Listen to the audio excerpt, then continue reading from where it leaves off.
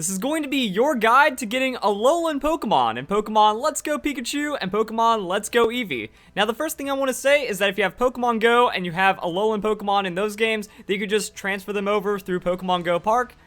Not really much else to that. If you need help on transferring, I'll leave a link in the description to the official Pokemon website page, because I'm not really tampering too much Pokemon Go Park right now, but that's like the guaranteed way. However, if you do not play Pokemon Go, or you do not have a Alolan Pokemon that you wish to transfer over, then you can get one per game by trading. So yeah, there's an in-game trade that pretty much just trades the variant of that Pokemon, the Cantonian form, for the Alolan form, and it's interesting. So as we can see, this guy is going to be for Meowth, but I want to do a little bit of an experiment. I want to see how the Pokemon transfer over, because in a lot of other trades, you know, the levels are going to be the same, but what about in Pokemon Let's Go Pikachu and Eevee? So this is a level 12 Meowth. It was caught on a very long chain, so it has 4 IVs. It's a Jolly Nature, and now we can go and compare it to the Alolan Meowth that we are going to receive from this guy right here. So now we're just going to talk to him, go through the trading sequence. Takes a little bit of time. And as we can see, this Meowth is completely different. Level 44, Timid Nature,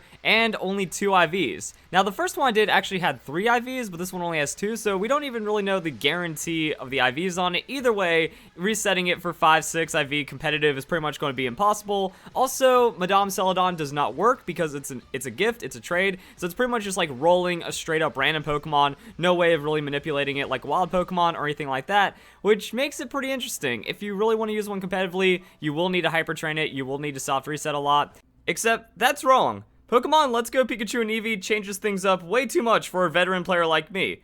And back in my day, the only thing you could do was trade once. Well, now you can trade as many times as you want, whenever you want. And it even says at the end of the trade, I wasn't paying attention because I was going in with this like, alright, I'm going to soft reset anyways, but I want to show people how it works for the sake of the guide. So yeah, it's not even like you have to beat the Elite Four or come back the next day. If you have 10 Meowth, you can just swap them over for 10 Alolan Meowth. So that's effectively it. It's like a weird swapping method that gives you a wild Pokemon encounter in return.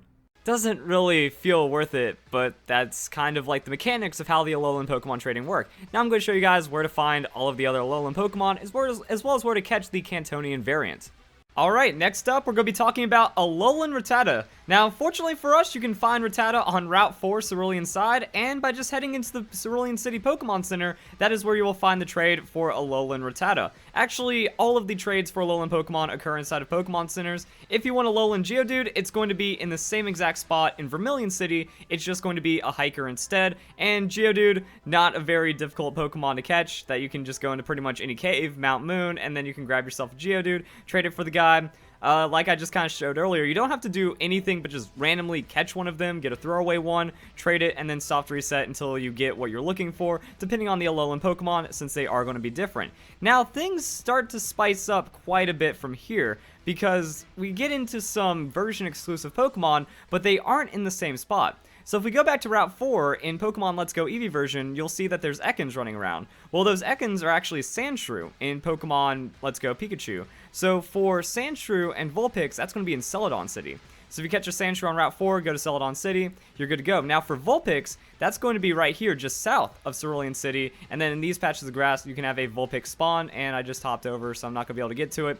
But if you take that Vulpix that you catch to Celadon City, that's where you're going to find that trade. Oh, and speaking about version exclusives, the guy that we traded before, if you talk to him in Pokemon Let's Go Pikachu version, it's going to be for Alolan Grimer. Now, the interesting thing about Alolan Grimer is that you can find it in the Pokemon Mansion on Cinnabar Island, so not really too difficult right there, and it will be a level 44 that you receive, much like the Alolan Meowth. So there's going to be a few weird things and changes, because if you do go to the Pokemon Mansion on Cinnabar Island, you're going to find Wheezing and Coughing, but there is no Alolan Coughing and no Alolan Wheezing. Just kind of showing like the different Pokemon aren't actually exclusive to the routes, they're all kind of swapped around. Depending on what version you have, things are going to get a little weird.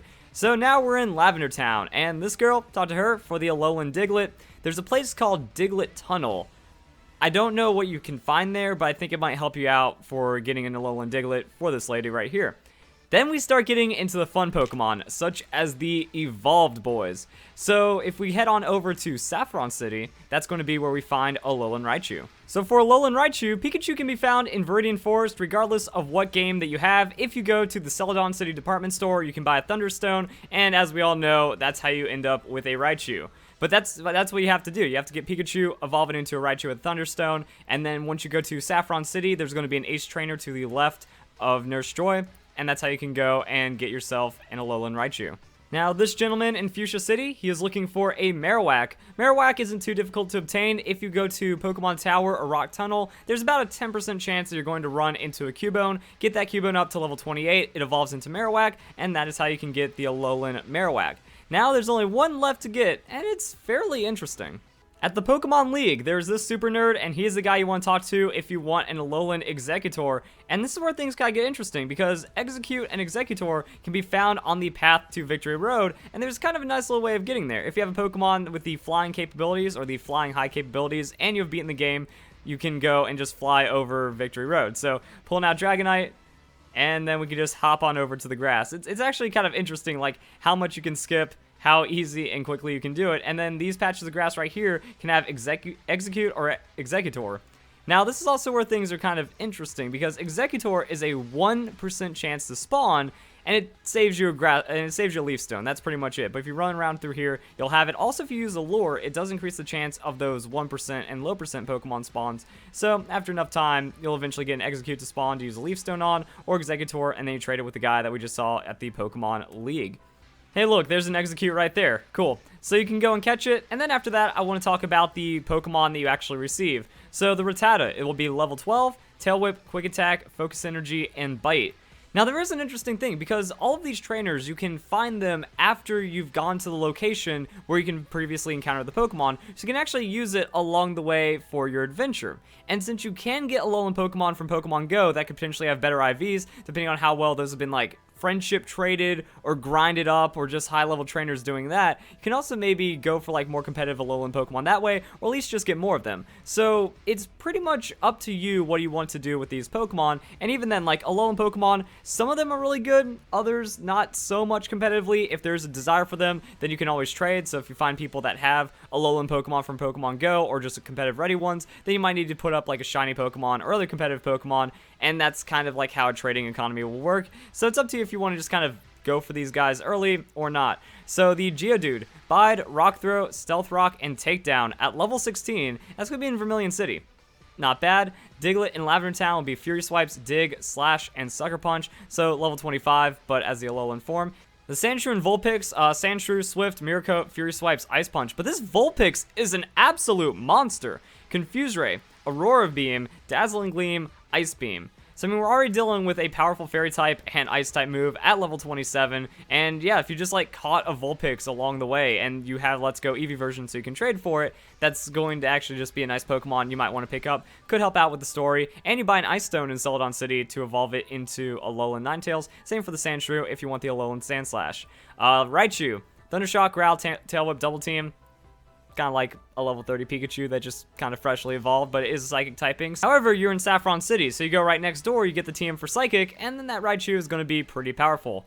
Marowak, Rage, Will-O-Wisp, Bonemerang, Thrash. Now, Shadow Bone doesn't exist in this game, so it doesn't have its signature move, and you're also losing Stab on the Bonemerang, Marowak's other signature move. So, a little interesting. I don't really see Marowak getting too much competitive use or too much play. We're going to see what ends up happening with him. Level 38 from Fuchsia City, and then, as we talked about on Cinnabar Island, the Meowth, it's a massive upgrade for the Meowth. If you just have like a random level 12, throw a level 44 in your team, that's kind of cool. Nasty Plot, play Rough, Slash, Screech. As a Dark-type Pokemon, not really going to get super much usage out of that. But then we also have the Grimer, Bite, Screech, Crunch, Acid Armor. Alolan Grimer, just better than regular Grimer because it only has one weakness on that ground instead of also being weak to Psychic.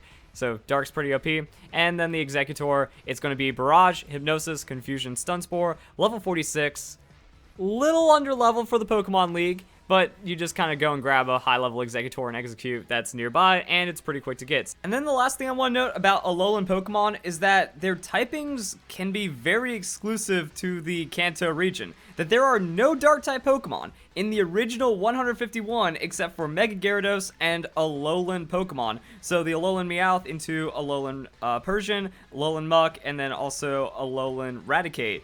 If you want to use Dark-type Pokemon competitively, that's going to be the way to do it. we're just gonna have to see like what happens as the competitive scene evolves, and if these Pokemon, even though they are fairly weak and fairly overlooked, except for Alola Muck is definitely going to take over and probably always going to be in demand, so food for thought right there. But if like Quick Dark on the Persian ends up becoming a thing, Eradicates Bulk into Stab Crunch is necessary for some reason, then those Pokemon might be something to keep an eye out for. Alolan Executor are going to be the only other Dragon type Pokemon besides Dragonite evolutionary line, but Dragonite's going to be pretty much the only useful one. And then Sandshrew, Vulpix, there's kind of already a lot of ice type Pokemon, but it is interesting how they do kind of bring all of this into the region, give you a little bit of extra and a few other options.